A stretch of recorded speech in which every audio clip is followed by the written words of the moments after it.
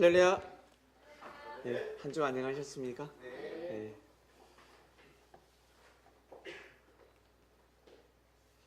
지난주 말씀은 형제를 존중하라라는 말씀을 받게 되었습니다.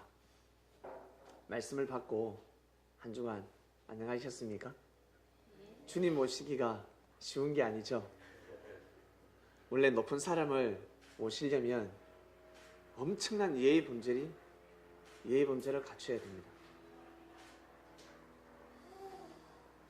대통령 옆에 수행원들이 있습니다. 고르고 골라서 뽑습니다. 청와대에 근무하는 사람들, 하물며 청소하는 사람들, 입구에 가면 청소하는 사람들 있죠. 저 시골에서 그냥 회사 어떤 건물에 청소하는 사람과 청와대 안에서 근무하는 청와대를 청소하는 사람은 사상이 다릅니다. 정신이 다르고 뭔가 달라도 다릅니다. 일만 잘하는 것이 아니라 많은 것을 갖춰야 됩니다. 높은 사람을 모시는 것은 쉬운 것이 아닙니다. 여러분 높은 사람이 되고 싶지 않습니까? 그렇죠? 낮은 사람이 되고 싶어서 성경에 낮은 자가 되라고 했다. 성경에 낮은 자라고 되라 했으니까 그 낮은 자가 왜 되겠어요? 높은 자가 되고 싶으니까. 네가 높은 자가 되고 싶으면 낮은 자가 되라고 하니까 낮아지는 거지. 여러분, 사람은 다 높은 곳을 향해서 나아가고 있습니다. 산이 있으면 지하로 내려가는 것보다 높은 곳을 올라갑니다. 보다 더 높은 곳을, 내가 저곳을 한번 도전해 보리라 올라가고 있습니다. 높은 사람을 모시려면 자기가 높아야 됩니다. 나 자신이 높지 않고서는 높은 사람을 절대 모시지 못합니다. 주님을 모시고자 하는 사람들, 주님 만나고 싶지 않습니까? 네, 그래서 요즘도 구름 보고 계시나요? 네, 주님을 맞이하고 싶은 사람들, 지구촌에 상당히 지구가 열망하고 있습니다. 그 열망이 이제는 식었지 않습니까? 미국에도 식었습니까? 식었죠? 제일 확 타오를 때가 80년도였습니다. 70년도에는 정말 꽃봉우리가 몽게 피다가 80년대에 활짝 폈습니다. 곧 온다. 곳곳에서 계시를 받습니다. 곳곳에서. 자다가 꿈을 꾸다가 졸다가 주님 구름 타고는 계시를 받기 시작합니다. 그리고 성경을 뒷받침하기 시작합니다. 봐라, 주님이 구름 타고 오신다 했으니까 정말 이 성경에 적혀져 있는 말씀이 맞다. 주님이 구름 타고 온다. 내가 오늘 기도를 하다가 환상을 봤다. 곳곳에서 증거자들이 나타나고 곳곳에서 정인들이 나타났습니다. 근데 지금까지 구름 타고 오지 않으셨습니다. 그렇게 외쳤고 그렇게 기다렸던 사람들이 다 어디로요? 흙으로 돌아갔습니다. 그들의 육신은 흙으로 돌아갔습니다. 주님이 오시면 부활할 것이다. 죽은 자가 다 부활하고 나 영생하는 거야. 나 죽지 않아. 나 영원히 죽지 않아. 라고 믿었던 사람들이 다 어떻게 해요? 흙으로 돌아갔습니다. 다 죽었습니다. 주님은 믿는데, 똑같이 우리가 예수님이라는 주님을 믿는데 주님께서 전하신 말씀을 모르는 겁니다. 우리가 나는 저 사람을 잘 알아, 저 사람 내 친구야 하지만 저 사람의 심정을 모릅니다. 와서 이야기했습니다. 나 있잖아, 오늘 너무 기분 좋아. 갑자기 하지 않는 말을 합니다. 나 기분 좋다? 오늘 기분 좋다. 근데 가만히 얼굴을 보니까 기분 좋은 게 아니에요. 기분 좋은 얼굴이. 얼굴은 기분 좋아하는 표정을 짓는데 속은 썩어 문드러지고 있습니다. 화병이 났습니다. 너무너무 괴로워. 그 심정을 딱 볼 줄 알아야 됩니다. 엄마가 나는 생선 대가리가 맛있어 하니까 어때요? 생선 대가리만 주지 않습니까? 예, 돌대가리죠. 아니라는 거죠. 나는 있잖아, 장어 꼬리가 좋은 거야. 장어 꼬리 먹어. 장어 몸뚱아리가 맛있습니다. 장어 꼬리와 장어 몸뚱아리가 남았을 때 이거 있잖아, 이 장어 꼬리가 있잖아, 힘이 좋대. 이거 먹어. 살도 하나도 없어요. 그걸 딱 줍니다. 그걸 주고 어때? 자기는 살을 씹어 먹습니다. 여러분, 주님께서 전하신 정말 진정한 말씀을 알아야 됩니다. 주님께서 어떤 말씀을 하셨는지, 예수님의 이름을 알 것이 아니라 그분의 입을 통해서 어떤 말씀이 선포되었는지, 도대체 저분이 어떤 가르침을 하고 계시는지, 무엇을 가르쳤는지 알고 싶지 않습니까? 주님을 만나면 무엇 하겠습니까? 주님을 만나면 말씀하십니다. 주님은 온몸으로 말씀을 하십니다. 그 자체가 말씀이었습니다. 지난주 우리는 연속해서 말씀을 듣고 있습니다. 이번 주에는 그러면 스승의 날이 있으니까 정말 깊은 말씀을 해주시겠구나. 이미 깊은 말씀 지난주에 나갔고 1년 전에도 나갔고 2년 전에도 나갔습니다. 어떤 이가 그랬습니다. 말씀 너무 좋아요. 저도 그렇거든요. 제가 말씀을 선포하고 말씀을 또 보고 하면 말씀이 너무 좋습니다. 야, 갈수록 깊다. 근데 제가 뒤통수를 맞은 적이 있습니다. 지난 말씀을 다시 보면서 너무 놀라웠습니다. 주님 감사합니다. 원래부터 깊은 말씀을 하셨군요. 제가 어린지라, 제 영이 아직 어린지라 몰랐습니다. 주님의 그 깊은 말씀은 몰랐네요. 라며 되새김질을 합니다. 그래서 다시금 한번 말씀을 보기 시작하는데, 오늘 연속해서 이어집니다. 여러분, 지난주 말씀 깊은 말씀이 선포되었습니다. 형제를 왜 존중합니까? 형제를 존중해야 내가 존중받을 수 있습니다. 형제를 존중하기가 힘들지 않습니까? 지난주에 형제를 존중하는 게 나는 너무 쉬웠다 하시는 분 계십니까? 아마 없을 거예요. 형제를 존중한다는 것은 어렵습니다. 그처럼 내가 사람들에게 존중받는다는 것은 어렵다. 저는 존중받는 데 가면 일제히 다 일어나서 인사하는데요. 당연하지. 네가 월급 주니까 당연히 인사하지. 네가 상사니까 인사하지. 그러나 마음에서는 존경하지 않는다. 진정한 마음에서는 존경하지 않는다. 외식과 형식, 격식을 갖출 뿐이다. 거기에 착각하지 말라. 진정한 고개, 이 문맥, 이 목내, 이 인사보다 여러분, 고개만 까딱 하는 것보다 마음을 숙여주는 게 너무 좋지 않습니까? 마음으로 인사해 주는 게 좋지 않겠어요? 네, 그러한 인사를 받으려면 네가 형제를 존중해라. 알겠습니다. 어떤 형제요? 바로 가까운 형제들. 자, 우리 옆을 한번 쳐다보세요. 우리 옆에 앉아 계신 분 한번 보시길 바랍니다. 전혀 존경의, 어떻습니까? 존경의 관상들. 예, 여러분, 옆에 있는 사람은 형제를 존중해야 됩니다. 사람들은 말을 합니다. 성리사인데 왜 이렇게 내가 존경할 만한 사람이 없을까? 가까워지면 가까워질수록, 친해지면 친해질수록 존경의 대상이 아니야 라고 합니다. 네, 당연하죠. 사람은 가까워지면 가까워질수록 존경하기가 힘이 듭니다. 너무 힘이 듭니다. 가까우면 가까울수록. 가룟 유다가 예수님과 가까워지면 가까워질수록 결국 주님을 팔게 됩니다. 착각이죠. 자기는 예수님을 볼 때 저 그리스도라고 생각했습니다. 아니었구나.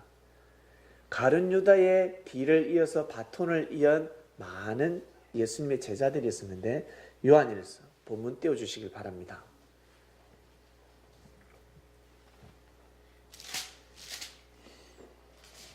요한일서. 아이들아, 이것이 마지막 때라. 즉 그리스도가 이르겠다. 그리스도가 이르는데 적입니다. 반대죠, 반대. 예, 그리스도가 싸우는 자들입니다. 그리스도를 죽이려고 하는 자들입니다. 함을 너희가 들은 것과 같이 지금도 많은 적 그리스도가 일어났으니. 현재입니다. 현재 지금 적 그리스도가 일어나고 있습니다. 일어나고 있다고 해요. 요한이가 썼습니다. 이러므로 우리가 마지막 때인 줄 아노라. 마지막 때라는 것은 마지막 때 말세입니다. 말세. 역사의 말세, 구약의 말세, 새로운 역사가 시작이 되고 있습니다. 그 다음에 뭐라고 해요? 충격입니다. 충격의 말씀. 저희가 우리에게서 나갔다라고 그래요. 적 그리스도가 원래 예수님이 제자였단 말이에요. 원숭이도 흉내를 본 것을 흉내가 내듯이 원숭이도요. 보지 않으면 흉내를 낼 수가 없어요. 저희가 우리에게 나갔으니 적 그리스도, 예수님을 그리스도가 아니라고 대적하는 자들이 원래 예수님의 제자들이었습니다. 저희가 우리에게 나갔으니 우리에게 이제 속하지 않는다는 거예요. 예수님 없으니까 이제 속하지 않는 겁니다. 스승이 있을 때는 같이 스승 앞에 무릎을 꿇고 하나가 되더만 스승이 없으니까 이제 속하지 않는 거예요. 필요 없다는 거예요. 만일 우리에게 속하였다면 우리와 함께 거하였으니 저희가 나간 것은 다 우리에게 속하지 아니함을 나타내려 함이니라. 잘못된 진리를 선포하고 있습니다. 잘못된 진리를 가르치고 있습니다. 잘못된 진리를 가르치게 되면 삶의 질서가 깨어집니다. 삶의 질서가 깨어지면 구원을 받을 수가 없습니다, 여러분. 구원을 여러분들이 제일 좋아하는 구원. 저 오늘 또 200원 주었습니다. 구원을 받지 못합니다. 사람 심리가요. 제가 길을 딱 걸어가는데 앞에 100원이 딱 있는 겁니다. 제 3m 앞에 벤치가 있었거든요. 거기 어떤 아저씨가 딱 앉아 있었는데 제가 100원을 줬는 순간 그 아저씨 눈빛이 달라졌습니다. 어떤 눈빛이겠습니까? 왜 나는 몰랐을까? 내 발 앞에 있는 돈을 내가 주울 수도 있었는데 왜 못 주었을까? 그러면서 저를 존중하는 마음이 아니라 미워하는 시선으로 탁 쳐다보는 거예요. 그래서 저는 또 혹시 하나 더 떨어져 있나 해서 돌아보는데 하나 더 떨어져 있는 거예요. 또 주었습니다. 그러니까 이 아저씨 얼굴이 또다시 다르게 싹 변하는 거예요. 나를 마치 이상하게 쳐다보는 거예요. 그래서 제가 거기에서 발걸음을 띄지 않고 5분 정도 스트레칭을 했습니다. 그러니까 공원이거든요. 스트레칭을 했습니다. 스트레칭. 기싸움을 했습니다. 기싸움을 하고 아무렇지도 않은 것처럼 쫙 걸어왔습니다.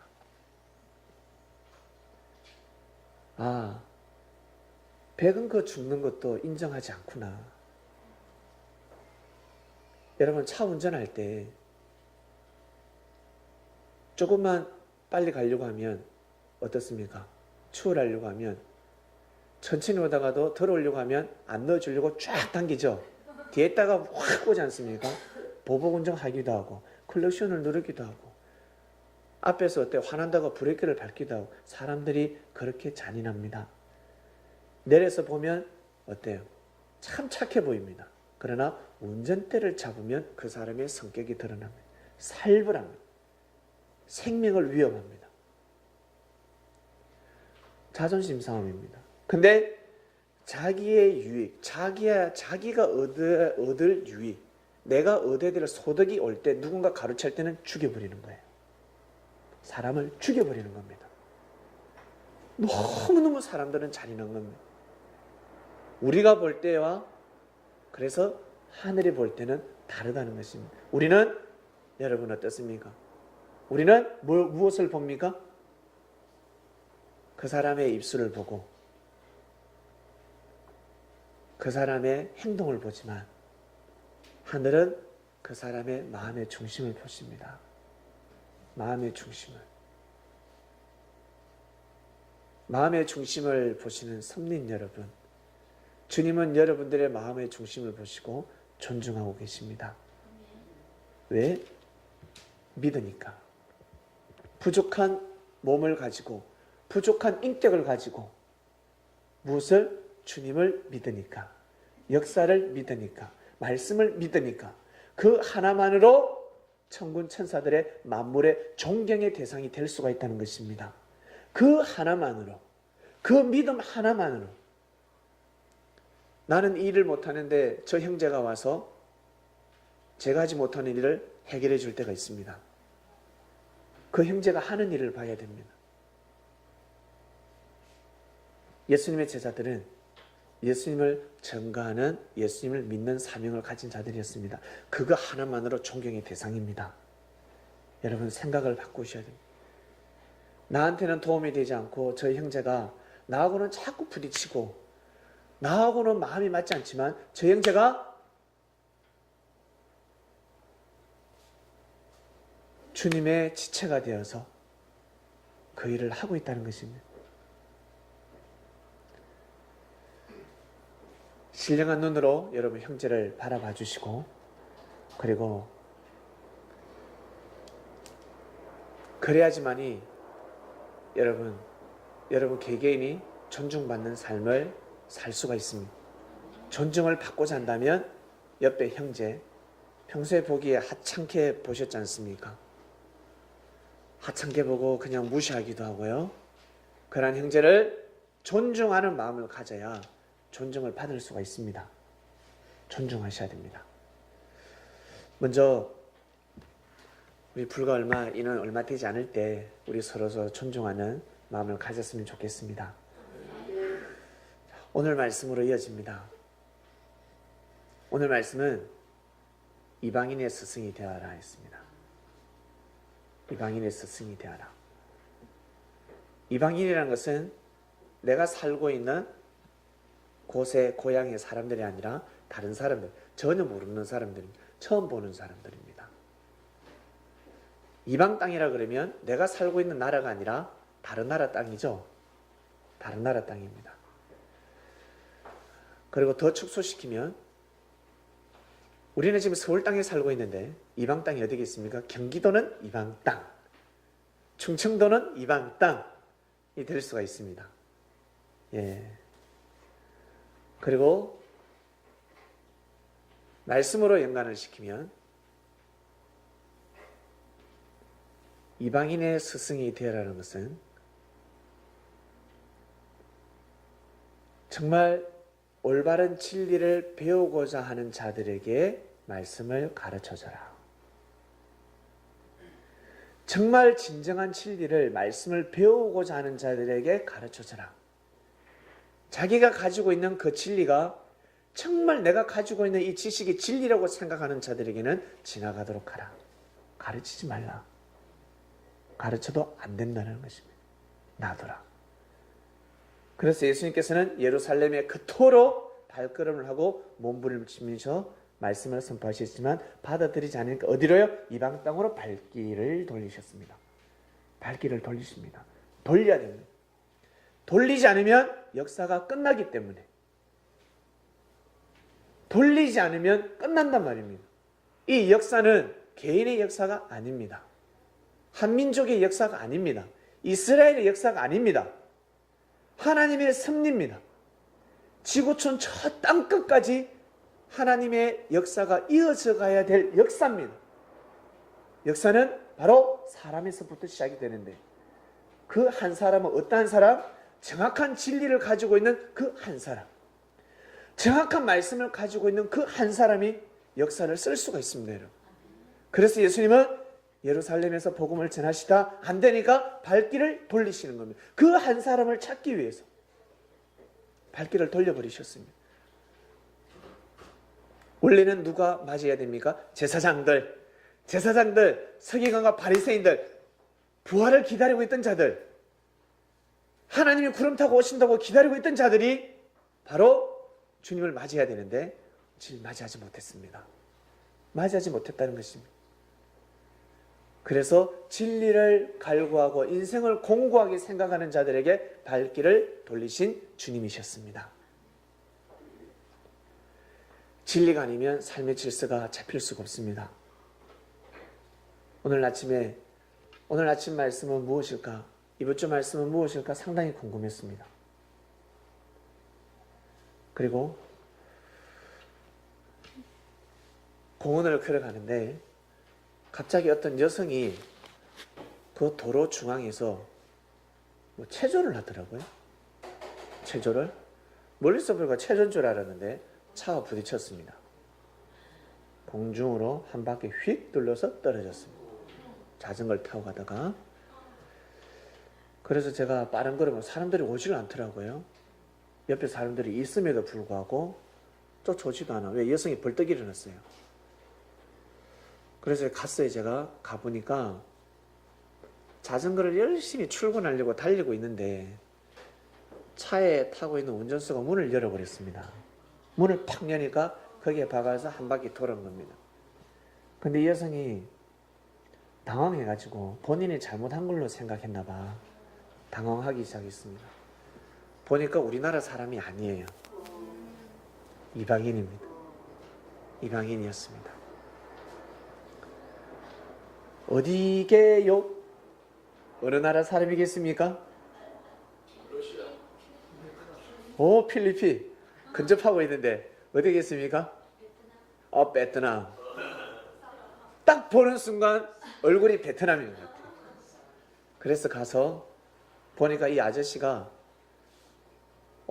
생명을 사랑해야 되는데 그러지 않았어요. 무서운 분이었어요. 좀 무섭게 보였고 말도 그렇게 하고.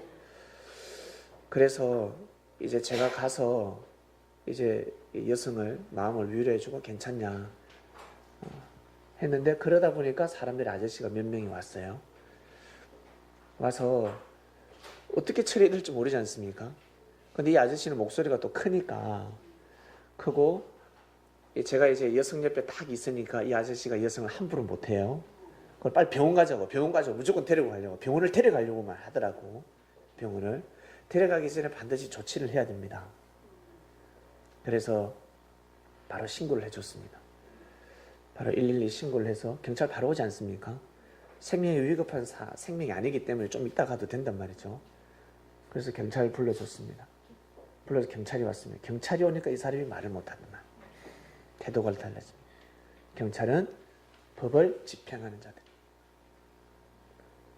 일반 사람하고 다르면 똑같은 사람인 것 같지만 우리가 서 있는 거와 경찰이 오는 것은 다릅니다. 경찰은 이 사회의 질서를 바로잡는 바로 천사들입니다. 천군들입니다. 천군들은 군인들이고 천사들은 이 경찰들. 지켜주는 겁니다. 질서를 바로잡는. 법을 관장하는 자가 반드시 와야 됩니다. 양심대로 살 수가 없습니다. 그래서 법을 관장하는 경찰이 오니까 모든 것이 쫙 질서가 잡히더만요. 그러고 나서 갔습니다. 중보자의 가치성을 알게 되는 시간이었습니다. 오늘 말씀의 본문이 이어집니다.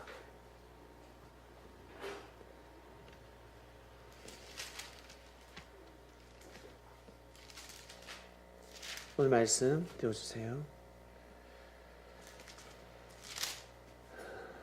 하나님은 모든 사람이 구원을 받으시며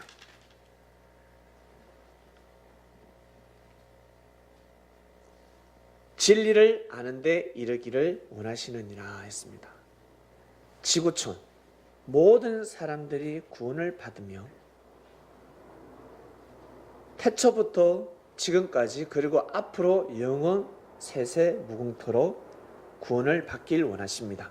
이것이 하나님의 마음입니다. 쉽게 표현해서 모든 사람이 잘 되기를 바라는 겁니다. 우리 사람은 자기 자녀가 잘 되길 바랍니다. 사람은 자기가 좋아하는 사람이 잘 되길 바랍니다. 우리 응원할 때 우리 오늘도 저기 고척동 공원에 가니까 족구 대회를 하더만요. 응원하면 어떻습니까? 선의 경쟁, 패가 나누시지 않습니까? 하나님은 어떤 패에 귀를 기울이시겠습니까? 네? 잘생긴 사람? 돈이 많은 사람? 명예가 있는 사람? 권력이 있는 사람? 그러지 않습니다. 하나님은 그러지 않습니다. 마음과 뜻과 목숨을 다해서 최선을 다하는 사람, 그리고 이기고자 하는 뜻을 어디에 두는지, 선을 두고 있는지 아니면 악을 두고 있는지, 악한 마음으로 이기고자 하는지 선한 마음으로 이기고자 하는지. 그래서 저는 축구할 때 우리나라 국가대항전이라 할지라도 우리나라 국가대표가 반칙을 많이 하잖아요. 응원하지 않습니다. 반칙해가지고 이기면 부끄러운 겁니다. 막 태클 걸고, 특히 우리 축구하면 어떻습니까? 깊은 태클이 들어가잖아요. 태클이. 예전에는 주님을 만나기 전에는 상대가 죽든 말든 무조건 얘기해야 돼, 우리나라가. 저는요, 차라리 상대가 뛰어가다가 그냥 아이고 막 다리가 부러져 버리라죠. 어떻게 넘어져가지고 코가 깨지는지 좀 잘하는 사람 좀 나가버렸으면 좋겠다, 이런 생각을 가지고 있었어요. 다 공감하시네요. 그런 생각을 가지고 주님을 딱 만나고 나서는 생각이 달라졌어요. 반칙하지 않는 자가 이겨라. 정정당당하게 이겨라. 우리나라가 국민이 붙을 때 반칙을 하고 그러면요, 싫어요. 우리 김연아 선수가 백으로 상대방이 1등 금메달 뺏겼을 때 우리 너무 억울했지 않습니까? 힘이 없는 약소국가. 억울했죠. 입장을 바꿔놓고 생각해 보세요. 입장을 바꿔놓고 생각하면 그렇게 이겨서 뭐 하겠습니까? 그 친구는 그 금메달 따는 것이 최고의 명예라고 생각했는데 그 이후부터는 실추돼 버렸잖아요. 어디를 가든지 자기 실력이 다 드러나 버렸습니다. 어디를 가든지 실력이 드러나서 국제대회에 더 이상 나갈 수가 없는 거예요. 이제는 민망해서. 한마디로 한 생명을 죽인 겁니다. 정부에서, 국가에서.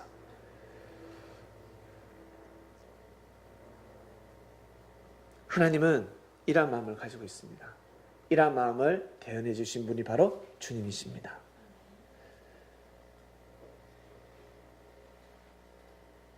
하나님은 한 분이시요, 또 하나님과 사람 사이의 중보도 한 분이시니 하나님과 사람 사이에 중보 역할을 하는 사람이 있다고 합니다.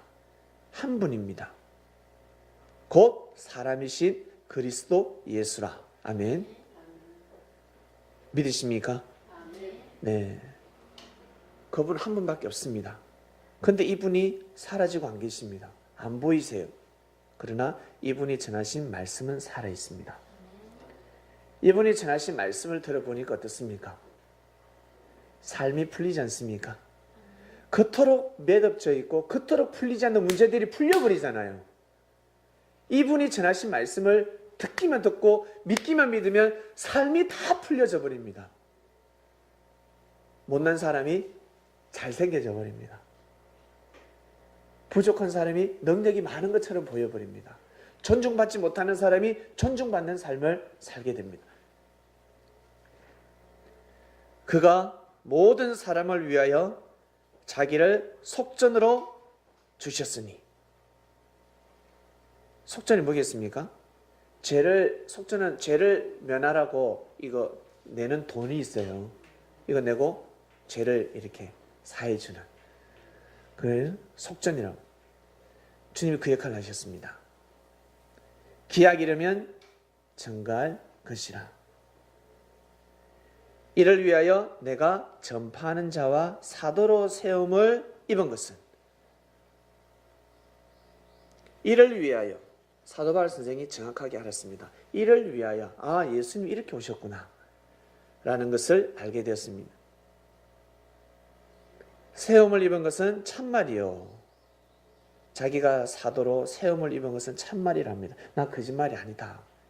이 말을 한 이유가 무엇이겠습니까? 많은 사람이 사도 바울을 거짓말장이라고 이야기하고 있습니다. 저 새끼 저거 말 믿으면 안 돼. 저 있잖아, 죽어. 지금 예전에는 낚시질 하다가 지금 완전히 스파이로 들어와서 사도들을 족보를 조사하고 있다. 지금 한때 두때 반때 동안 저 스파이를 하다가 한목에 그물로 잡아들여서 다 죽이려고 하는 거야. 절대 사도 바울과는 말을 섞지 말라. 저 가까이 가지 마. 왜? 구원하고는 상관이 없다는 거죠. 우리는 이미 가르침을 다 받았으니까 사도 바울이 우리한테 뭘 가르치겠냐? 가르칠 것이 없어. 그러니 사도 바울하고는 절대 겸상도 하지 말라. 가지 마라. 절대가. 그가 어떠한 봉사를 하고 헌신을 한다 할지라도 가지 마라. 쏙야기를 절대 하지 말라. 네 사도 바울 만나더라도 내가 사도라는 건 말하지 말해. 말하지 말라 그랬지. 그러면서 많은 자들이 계명을 하기 시작했습니다. 계명을 해버립니다. 이름을 바꿔버리고. 원래 이름은 영철이었는데 철령이가 됐고 철령이 되었습니다. 순이가 희순이가 되어버렸습니다. 바꾸기 시작하면 이름을 바꾸고. 왜? 그것이 중요한 것이 아니고 이 섭리의 대를 이어가야 되기 때문에 바꾸기 시작합니다. 그래서 복음을 잊기 위한 제자들도 그랬고, 그리고 사기를 치는 사람도 계명을 잘합니다. 원래 이름을 가지고는 더 이상 일을 못하니까.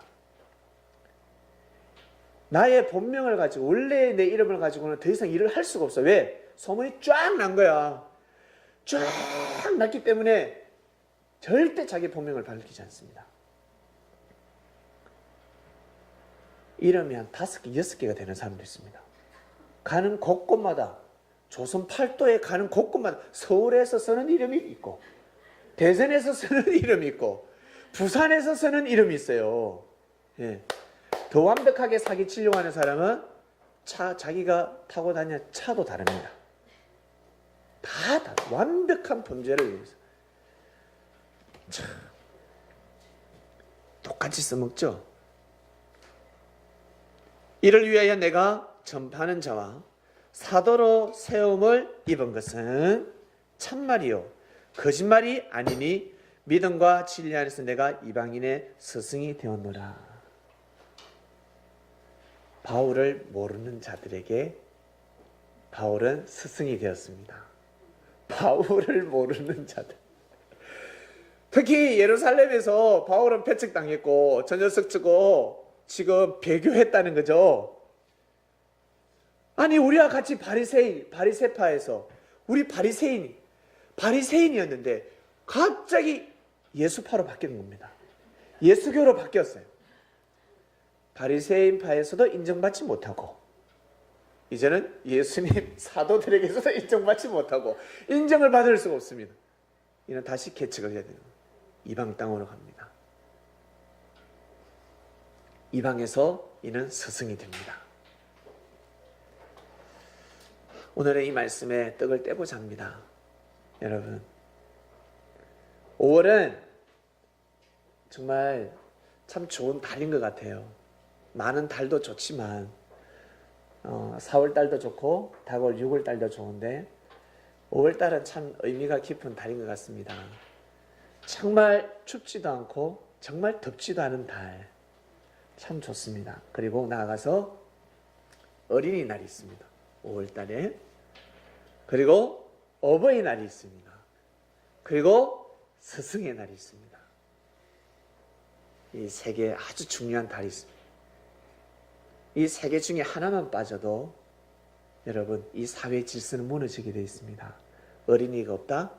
아니 어린이가 있는데 부모님이 없다? 부모님이 있는데 스승이 없다? 무너지게 되어 있습니다. 이 세 가지의 명칭은 바로 삼일체입니다. 곧 하나입니다. 어린아이 때가 있을 때가 있고 어린아이가 성장하면 세상에 네 그 코 올리던 애가 벌써 이렇게 네가 컸단 말이냐?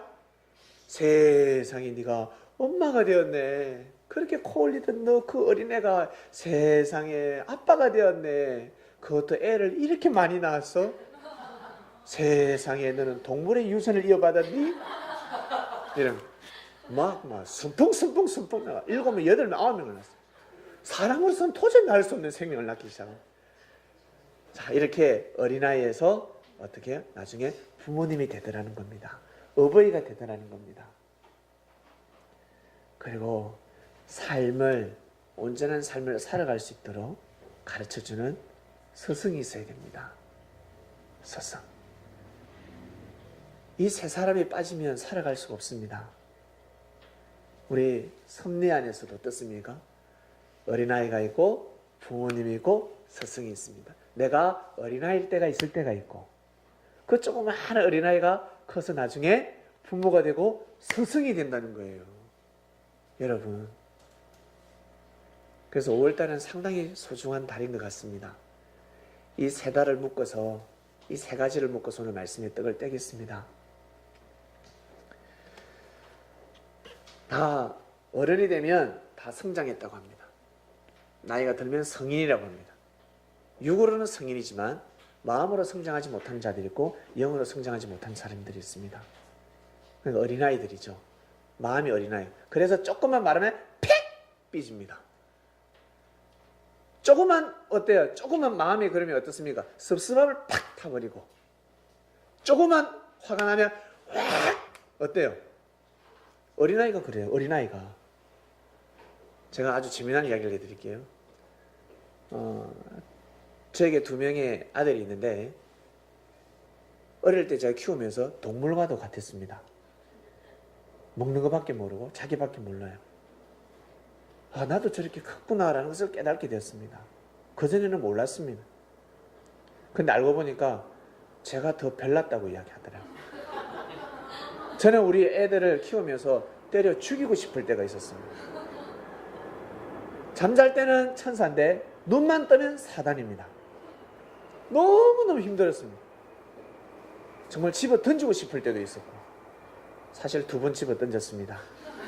폭신폭신한 이불을 만들어 놓고 한 1m 정도 집어 던졌는데 울지마, 싸우지마 이러면서 2명이 앉아서 껌을 씹고 있었습니다. 뭘 먹고 사탕인가 껌인가. 근데 누가 한 명이 먹다가 탁 떨어뜨렸어요. 그랬더만 순식간에 마주 앉아있던 애가 싹 입에 넣더라고. 그 손이 얼마나 빠른지 싹 집어넣는 순간 상대방 애가 바로 뺨을 때렸어요. 그러니까 그 껌이 톡 떨어지니까 순식간에 입에 넣었어요. 톡, 탁, 톡, 딱. 이게 1초가 안 됐어요. 1초가. 제가 그걸 봤어요. 양육 강식. 먹으려고. 우와. 실수로 터뜨렸는데 그걸 입에 탁 넣으니까 바로 뺨을 때리는 거예요. 그러니까 떨어졌죠. 때리니까 그걸 바로 입에 넣는 그래 이런 걸 봤습니다. 그걸 보면서 사람이구나. 야, 세상에 내 아들이지만 사람인지 동물인지 야, 정말 인내하면서 키울 수밖에 없구나. 나의 부모님이 날 이렇게 키웠구나. 나의 인격부터 시작해서 야, 부모님이 우리를 이렇게 키워주셨구나 라는 것을 깨닫게 되었습니다. 깨닫게 되었습니다. 야, 그래서 더 존경심을 표하게 됐습니다. 부모님에 대한 존경심을 표하게 되었고, 여기 6만 키만 크면 아유는 시집가면 되겠다, 장가가면 되겠다라고 하는데 6만 커서는 시집 못 갑니다. 장가 못 갑니다. 그렇게 장가가고 시집간 사람들은 마음고생합니다. 너무너무 힘들게 삽니다. 무엇이 성장해야 됩니까? 마음이 성장해야 됩니다. 마음이 반드시 성장해야 됩니다. 참을 수 있어야 됩니다. 힘이 있어야 되듯이 육이 성장해서 이걸 들 수 있는 힘이 있어야 되고 먹을 수 있는 힘이 있어야 되고 일을 할 수 있는 힘이 있어야 되듯이 어렵고 힘들 때 그 고통을 참을 수 있는 힘이 있어야 되듯이 마음이 성장해야 됩니다. 어느 정도 마음이 성장했을 때 여러분 몸과 마음이 성장했을 때 결혼할 수 있습니다. 그럴 때 온전한 가정을 이룰 수 있습니다. 남자들은 어떻습니까? 여성들은 어떻습니까? 연하를 너무 좋아하죠. 19세 딱 졸업만 하면 내가 바로 결혼하리라 그러잖아요. 왜? 육이 너무 건강해 보이니까 병들기 전에 저 아름다운 나 여성하고 살고 싶다 결혼하고 싶다 이렇게 생각합니다. 근데 막상 결혼하면 얼마 가지 못합니다. 반드시 마음이 성장해야 됩니다. 마음이 성장하지 않고서는 삶의 질서를 주관을 할 수가 없습니다. 여러분 믿습니까? 그래서 우리는 계속해서 배우지 않습니까? 계속해서 우리는 배우고 있습니다. 마음이 계속해서 성장하고 있습니다.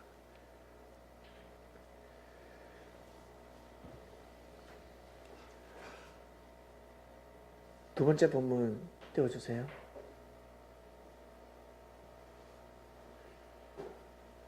이것 말고 그 다음 거요.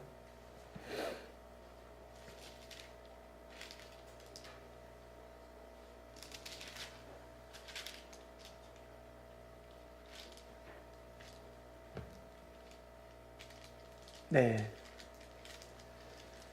진리를 가르침을 받습니다. 진리가 무엇인지, 하나님께서는 어떻게 역사를 하시고 하나님은 어떻게 섭리를 하시는지를 배웠습니다. 가르침을 받았습니다. 너희는 주께 받은 바 기름 부음이 너희 안에 거하나니 아무도 너희를 가르칠 필요가 없고 오직 그의 기름 부음이 모든 것을 너희에게 가르치며 또 참되고 거짓이 없으니 너희를 가르치신 그대로 주 안에 거하라. 주님께 가르침을 받은 요한이 있었습니다. 주님한테 가르침을 받고 보니까 다른 사람한테 가르침, 진리의 가르침을 받을 필요가 없다는 것을 깨닫게 되었습니다. 주님께서 최고의 진리를 가르쳐 주셨구나. 율법에 대한 말씀을 많이 하는 사람들은 주님의 가르침을 아주 귀하게 여길 수가 있습니다. 둘 중에 하나인데 배척을 하느냐 아니면 받아들이느냐. 원래는 받아들여야 됩니다. 근데 자기가 알고 있는 말씀이 진리라 생각하고 진정한 진리를 배척해 버렸습니다. 이러한 복과 화가 같이 옵니다. 그처럼 이방인들도 마찬가지입니다. 처음 듣는, 그러니 기존의 말씀을 모르고 처음으로 주님의 말씀을 접하는 이방인들이 있습니다. 이방인들 또한 마찬가지입니다. 가치를 모르기 때문에 처음에는 저 말씀이 맞다, 너 저 말씀이 맞다라고 이야기를 합니다. 맞아, 주님의 전하시는 말씀이 맞지, 진리지 하는데 시간이 지나면서 어떻게 해요? 다른 말씀을 찾기 시작합니다. 다른 말씀을 찾습니다. 복과 화가 같이 옵니다. 가치성을 모르는 거죠. 처음에는 말씀이 맞는 것 같은데 가다 보면 자기의 마음이 말씀과 부딪히게 됩니다. 자기의 말씀과 부딪히게 되면 다른 쪽으로 생각을 돌리게 되어 있습니다. 다른 말씀을 찾아서 헤맵니다. 형제로부터 실족을 당한다든지, 그리고 주님을 보면서 예수님이 하시는 모습을 보면서 실족을 당한다든지, 그러면서 다른 쪽으로 눈을 돌리기 시작합니다.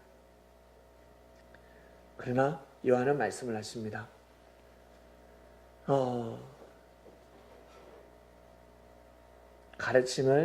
다른 가르침을 받지 말도록 하라.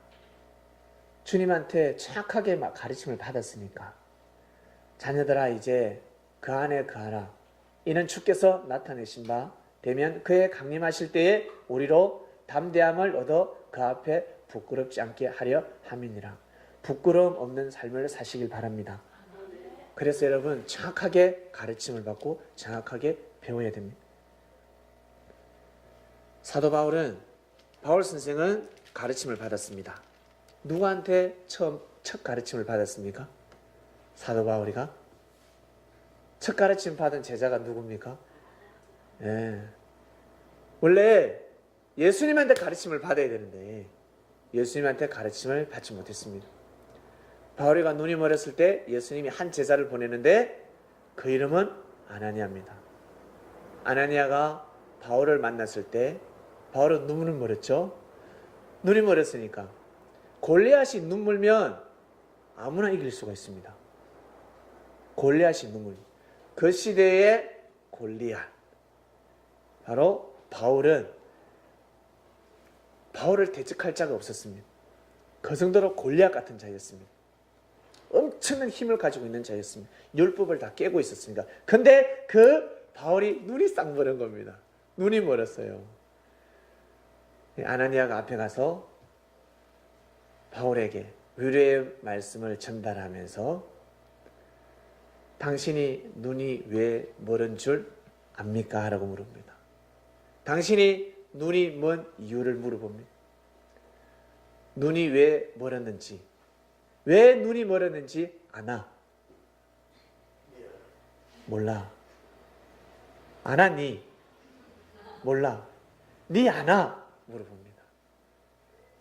그나저나 당신은 누군데? 나 아나니아다. 그러면서 말씀을 가르쳐 줬습니다. 네가 핍박하는 예수가 누군 줄 아느냐? 네가 핍박하는 예수가 누군 줄 아느냐? 라고 가르쳐 줬습니다. 결국 아나니아를 통해서 바울은 여러분 세례를 받았습니다. 그러고 나서는 정신이 바짝 들었습니다. 이미 그가 깨달았을 때는 이미 늦었습니다. 역사가 이미 지났습니다.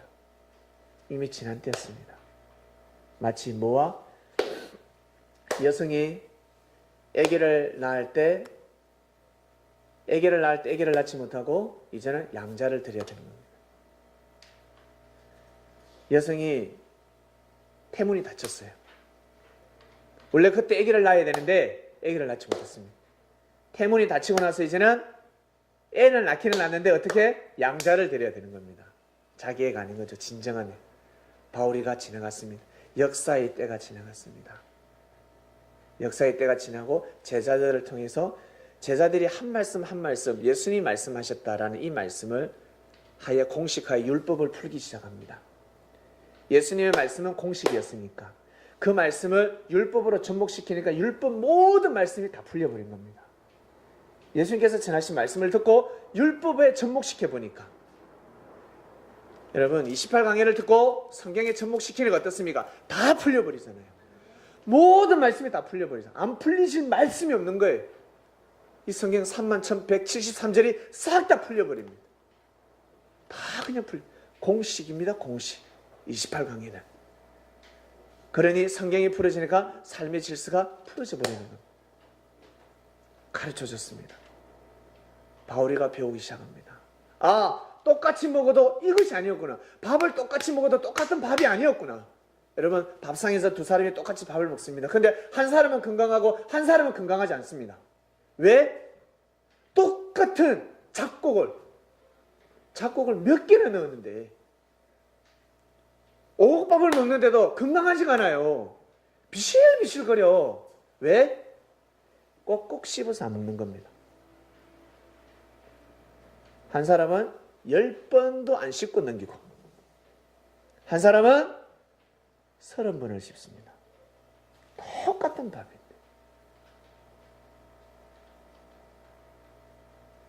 그리고 멀쩡한 사람이 갑자기 어디 아프대요. 허리가 아프대요. 그리고 허리가 자꾸 굽어갑니다. 그렇게 해서 허리가 굽어서 그냥 이렇게 허리가 굳어져 버렸어요. 알고 보니까 그 사람의 앉은 자세, 평소의 생활 습관이 삐딱한 자세였습니다. 늘 바른 자세가 아니라 앉을 때마다 다리를 꼬고 앉습니다. 골반이 서서히 틀어지기 시작합니다. 틀어진 그 골반을 편하게 하기 위해서는 늘 꼬아서 앉아야 됩니다. 그리고 삐딱하게 앉아야 됩니다. 걷는 것도 어때요? 이제는 똑바로 걷지 못합니다. 그렇게 사는 것이 다라고 생각했습니다. 그러나 주님께서 오셔서 가르쳐 주십니다. 그렇게 걸으면 안 돼. 그 자세로 걸으면 안 돼. 뒤꿈치로부터 뒤꿈치 먼저 타요. 팔자걸음 너 양반 아니잖아. 원래 상놈이 팔자걸음 걷는 거야. 양반 되려면 자 11자걸음. 주님 11자걸음 어떻게 해야 됩니까? 무릎과 무릎 사이를 스쳐라. 무릎과 무릎 사이를 스치면 11자가 된다. 너무 골반이 너무 아파요. 아파서 못 걷겠어요. 너 삐뚤어져 있습니까? 불편해도 그렇게 걸어. 그게 진리야. 너 원래 건강한 몸을 만들기 위해서는 반드시 무릎과 무릎을 스치라. 11자로 그래야 된다. 어깨 쫙 펴고 밥 먹을 때 허겁 찍어 먹습니다. 그렇게 먹으면 안 돼. 꼭꼭 씹어서 먹어라. 빨리 먹고 더 먹어야죠. 그거 병이 된다. 그래 먹으면 너 수 한 잔에 죽어. 하나님 부르시기 전에 네가 먼저 자초해서 하나님한테 간다. 하나님 부를 때 가야지. 꼭꼭 씹어서 먹어라. 최소 20번이다. 30번이 기본이요. 그렇게 먹어야 건강해진다. 알겠니? 라고 가르쳐 주기 시작했습니다. 밥 먹으면 그냥 건강인 줄 알았습니다. 그냥 누워서 앉아있으면 그냥 그게 휴식인 줄 알았습니다. 병들고 있는데. 걸음걸이 자세가 너무 중요하지. 하나님께서는 우리를 창조하실 때 열심히 땀만 흘리면서 땀을 흘려 운동이 된다 그러는데 그것이 아닙니다. 호흡만 잘해도 운동이 되고 걸음걸이만 잘 걸어도 운동이 되게끔 하나님은 이미 다 만들어 놓으셨습니다. 매일 나나 땀을 뻘뻘 흘려요. 그것이 아니라 기본만 지켜도 건강할 수밖에 없습니다. 이것을 가르쳐 주셨습니다. 바로 이러한 말씀을 가르쳐 주셨다는 것입니다. 다 그렇게 알고 있었는데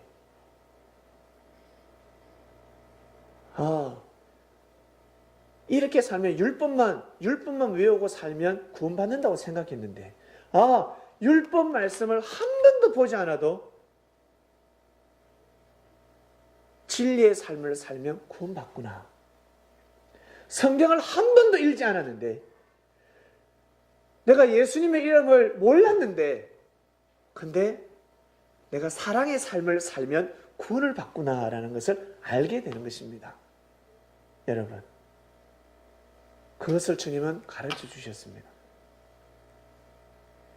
예수의 이름을 부르는 자, 우리 하영 형제, 그 노래 제목 어떻게 되죠?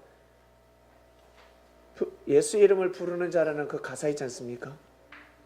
부르는 자 있잖아요. 모르십니까? 이름을 부르는 자를 아니요, 그 말 가스펠송. 예.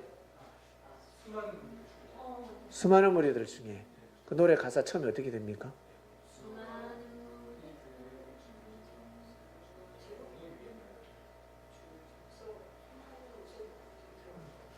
그 대목이 어떻게 돼요? 그 클라이막스 그 예수 이름을 부르는 자 이거 아닙니까?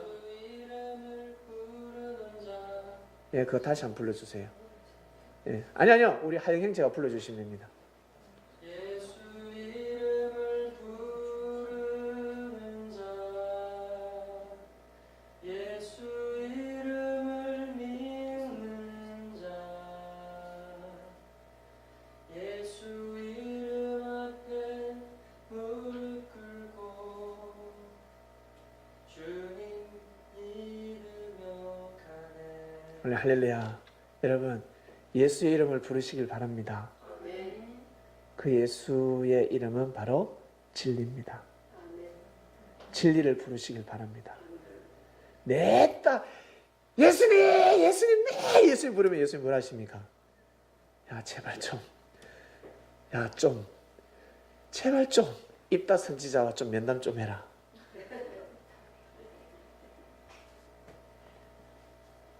주여, 주여 하지 말라 하였습니다. 주여, 주여 하지 말라. 나는 그곳에 있지 않다. 여러분 꼭 진리의 이름을 부르시길 바랍니다.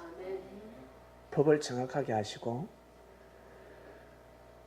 법이 도래하면 꼼짝 못합니다. 요즘 정치인들이 소환을 당하고 있습니다. 그 천하를 호령했던 사람, 그들이 50대 때 40대 때는 천하를 호령했습니다. 그렇지 않습니까? 어디 그 지위를 가진 사람이 검찰이 소환할 수가 있어요? 할 수가 없어요. 근데 소환을 당하고 있습니다. 그런 시대가 도래했습니다. 믿습니까? 법을 관장, 법 앞에 모든 자들이 무릎을 꿇는 그런 시대가 도래했습니다. 대통령도 무릎을 꿇어야 되고 국무총리도 무릎을 꿇어야 되고 국회의원들, 장관도, 도지사도 다 무릎을 꿇어야 됩니다. 예전에는 법 위에 섰던 자들입니다. 법을 관장하고 법을 호령하고 법의 이름으로 사람들의 생명을 약탈하는 자들이었습니다. 그러나 시대가 바뀌어졌습니다. 그것이 바로 섭리입니다, 여러분. 주님이 오시면 모든 것을 평정시킵니다.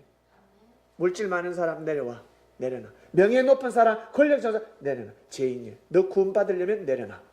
그래가지고는 구원 못 받는다. 죽고 싶지 않으면 무릎 꿇어라. 예수님은 말씀을 전하셨습니다. 진리 앞에 무릎 꿇는 자. 여러분, 우리는 진리를 배워가고 있습니다. 저는 아직 처음이잖아요. 들어온 지 얼마 안 되는데요, 배운 지. 네, 한때 두때 반때 지나면 부모님이 되고 부모님의 심정을 가지고 또 시간을 조금 더 보내게 되면 스승이 됩니다. 착한 말씀을, 진리를 가르쳐 줄 수 있는 스승이 됩니다. 오늘 말씀의 주제, 이방인의 스승이 되도록 하라 말씀을 하셨습니다. 사랑하는 자들아, 이방인의 스승이 되어라. 말귀를 못 알아듣고 받아들이지 않는 사람 붙잡고 전하지 말라. 그렇게 살도록 두라. 나도 그렇게 하물며 나도 내가 말씀을 전하고 내가 선포해도 받아들이지 않았는데 너희 하물며 너희가 보냐? 너희들의 말을 누가 듣겠냐? 하나님이 준비시켜 놓은 자들, 예비시켜 놓은 자들에게만 전하도록 하라. 내가 보내주겠다. 주님은 여러분 이방인의 스승이 되어라 말씀을 하셨습니다. 문제는 우리가 어린아이처럼 어린아이 단계를 거친 사람도 이 중에 있으세요. 부모의 단계를 거치신 분도 있고 그리고 스승이 되는 사람들이 있습니다. 그리고 어떤 사람은 지금 어린아이 입장에 있는 사람이 있습니다. 그 어린아이가 성장하면 어떻게 해요? 부모의 심정을 이제 알게 되는 거예요. 부모의 심정을 알고 나서는 이제는 어떻게 해요? 이제 스승이 되는 겁니다. 진정한 진리를 가르쳐 줄 수 있습니다. 이 단계를 반드시 거쳐야 됩니다. 여러분, 나는 어린아이에 멈추고 싶습니까?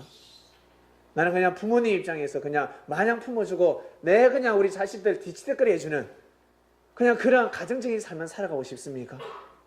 아니지 않습니까? 스승이 되시길 바랍니다. 여러분 삶 속에서 반드시 스승이 되어야 됩니다. 여러분이 그곳에 가시는 곳에 가면 어린아이고 부모가 있을 거예요. 그들에게 스승이 되어줘야 됩니다. 인생을 어떻게 살아가야 되는지, 인생은 이렇게 살아가는 거다. 그리고 진리는 바로 이런 것이다. 잘못된 교리에 물들어 있는 사람들, 잘못된 사상과 정신으로 자기의 마음이 법이라 생각하면서 살아가는 사람들, 그러니 법을 잘못 세우니까 자기의 삶이 힘들지요. 괴롭고 어렵지요. 진정한 법을 가르쳐주는 스승이 되시길 바랍니다. 이방인의 스승이 되어라. 여러분 이번 한 주간에는 스승의 날을 맞이합니다. 스승의 날 때 여러분 주님이 생각하시면서 꼭 스승의 은혜 노래 한번 불러드리길 바랍니다. 예. 마음에 카네이션도 달아드리고 우리의 스승은 오직 예수 그리스도입니다. 한 분밖에 없습니다. 하나님이 세운 중보자는 한 분입니다. 이번 주 말씀은 이방인의 스승이 되어라 하겠습니다. 이방인의 스승이 되어서 주님의 명예를 드러내는 제자들이 되시기를 바랍니다. 기도하고 마치겠습니다. 감사합니다. 이방인의 스승이 되어라 하셨습니다. 감사합니다. 하나님께서 정해놓으신 땅이 있습니다. 하나님 만드신 땅이 있습니다. 창조한 땅이 있습니다. 하나님이 만드셨으니 하나님의 말씀이 들어가야 됩니다. 하나님의 법이 들어가야 됩니다. 근데 사람들이 법을 세웠습니다. 사람들이 법을 주관했습니다. 그래서 그토록 수많은 이 땅에서 많은 피를 흘렸습니다. 살아가면 저희들은 살아갈수록 어린아이에서 부모님이 되고 부모님의 심정을 가져보니 내가 얼마나 철없이 살았던가를 알게 됩니다. 그리고 나아가서 스승이 됩니다. 스승이 아무나 됩니까? 아무나 스승이 될 수가 없습니다. 스승은 하늘로부터 난다고 옛 말이 있습니다. 하늘에서 난 자가 스승이 될 수 있다 했습니다. 세상에는 수많은 스승이 있습니다. 수많은 가르침을 가르치는 자들이 있습니다. 그리고 수많은 지구촌의 수많은 사람들의 가르침을 받고자 합니다. 정말 올바른 스승을 만나고자 합니다. 정말 진정한 스승을 만나고자 합니다. 왜? 잘되기 위해서, 출세하기 위해서, 성공하기 위해서, 나아가서는 정말 행복하게 살기 위해서. 그래서 사람은 좋은 음식도 먹고 귀한 지식, 높은 지식을 배우기도 하고 좋은 명예와 좋은 권력을 가지고자 합니다. 물질과 명예와 권력을 가지기 위해서는 혼자서 독학을 할 수가 없습니다. 독학했던 사람들도 책을 보죠. 그 책이 쓴 스승이 있지 않습니까? 혼자서는 아무것도 할 수가 없습니다. 다 산 가운데 스승이 있을진데 하나님 아버지, 인류 가운데 주님을 보내주셔서 진심으로 감사함을 드립니다. 저희가 예수님의 육은 맞이하지 못하고 예수님의 육을 모시지는 못하지만 그분의 영을 모십니다. 항상 주님의 영을 모시고 주님의 말씀에 떡을 떼며 삶 가운데 마치 2000년 전 주님이 오셔서 말씀을 선포하시고 형제들끼리 사도들끼리 서로 사랑하며 이방 땅을 다니며 하나님께서 준비시켜 놓은 생명이 누군지, 어떠한 생명인지, 인생의 삶을 찾고 있는 자들, 인생의 길을 찾고 있는 자들이 누군지 제자들은 이방 땅을 다니며 말씀의 떡을 뗐습니다. 그러나 세상 사람들은 그러지 않았습니다. 오직 세상의 물질을 쫓고 명예를 쫓고 권력을 쫓는 자들은 오락을 즐겼고 사람들을 조그마한 그 부족함을, 흠을 꼬투리를 잡아 죄로 둔갑시키기도 하고 정말 귀한 사람을 실추시키고 오해를 하게 만들고 사람과 사람과의 갈등을 생기게 하여 대립되게 만들고 원수지간 원수되게 만들고 이간질을 시키고 핍박하게 만들고 사람들은 각각 가는 곳곳마다 자기 기분대로 살아가고 있었습니다. 그러나 주님의 제자들은 달랐습니다. 가는 곳곳마다 혼육의 건강의 말씀의 떡을 뗐습니다. 사람을 험담하는 것이 아니라, 형제를 험담하는 것이 아니라, 세상을 험담하는 것이 아니라 의사의 정신을 가지고, 선생의 정신을 가져서 정확하게 진단을 했습니다. 이건 잘못됐어. 이것은 고쳐야 돼. 우리 이렇게 하자, 저렇게 하자. 그러면서 형제들을 칭찬해주고 형제들을 위로해주고 서로 웃으면서 먹고 마시며 혼인잔치 역사를 이어져 갔습니다. 주님께서 그러한 가르침을 선포하셨습니다. 청명교회가 그러한 곳이 되게 인도하여 주시옵소서. 저희가 가르침을 받고 있습니다. 성경을 통해서 주님께서 선포하신 말씀 가르침을 받고 있습니다. 이 가르침을 받았으니 저희가 가는 곳곳마다 주여 우리 선민들 이방인의 스승이 될 수 있도록 그때까지 참고 인내하는 자들 되기를 간절히 바라고 원합나이다. 감사합니다. 이번 한 주간은 스승의 날을 맞이합니다. 주님께 진심으로 감사를 드립니다. 이방인의 스승이 되어서 사도 바울 선생이 그렇게 삶을 살아간 것처럼 저희들 또한 그보다 더 정말 주님의 심정을 헤아리며 삶을 살아가는 주님의 제자들이 될 수 있도록 성령님 인도하여 주시옵소서. 하나님 아버지께 진심으로 감사함을 드리며 주님의 이름으로 기도드립니다. 아멘.